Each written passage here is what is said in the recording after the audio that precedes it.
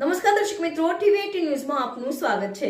ટીવી18 news ગુજરાતની પળે પળની ખબર ધરાવતી ગુજરાતી ન્યૂઝ ચેનલ છે। હવે જોઈએ મુખ્ય સમાચાર। વાગલધારા હાઈવે પરથી દારૂની હેરાફેરી કરતી સુરત જતી કારમાંથી ₹2.66 લાખનો વિદેશી દારૂ ઝડપાયો, એક આરોપી ફરાર।